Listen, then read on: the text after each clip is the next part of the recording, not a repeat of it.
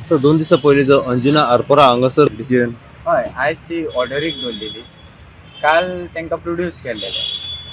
पुलिसांनी तांकां 3 दिसाचो रिमांड मागलेलो, पूण कोर्टान तांचो रिमांड रिजेक्ट केल्लो आनी आयज तांची बेल ग्रांट जाली चौगाय जाणांची आनी ऑन सर्टन कंडिशन. श्युरिटी 30,000 आनी पर्सनल बॉन्ड 30,000 आनी 1 लोकल श्युरिटी. For all 4. ऑल 4. हे इतक्यानूच थांबोंक ना.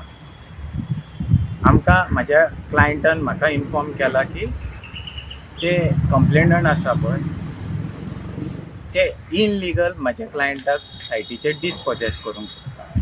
पूण आमी हेचेर लिगल एक्शन घेतले. आमी हांगा इतल्यानूच उगी रावचे ना. हेंचेर लिगल एक्शन घेतले. ते आमकां कशें इनलिगल डिसपॉजेस करूंक सोदता पळय तेचेर म्हाज्या क्लायंटाक रोहन हरमलकर. नाव दे आर रिलीज. ना ते रिलीज जाय चौगूय जाय. So what was the major argument to get the bail?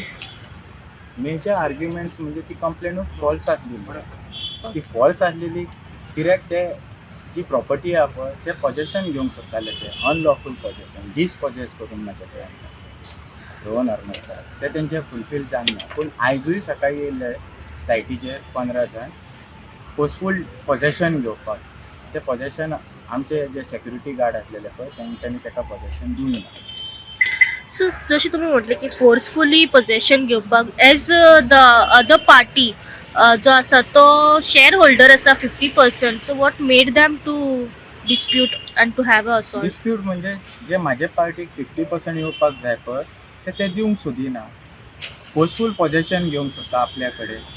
जेचेर म्हाजे पार्टीचेर रायट आहा 50% आहा ते आमी तशेंच अनलॉफुली जावं इनलिगली पॉजेशन तांकां दिवचें. जे कितें आसतलें पळय ते आमी लिगल एक्शन घेतले तेंचेर. तुम्ही क्रॉस कंप्लेन बी घालतली तेचेर? ऑलरेडी आसा. अजून मेरेन पुलिसांनी कांय एक्शन घेवंक ना तेंचेर. पळोवया पुलीस केन्ना एक्शन घेतले तेचेर आमच्या कंप्लेनीचेर.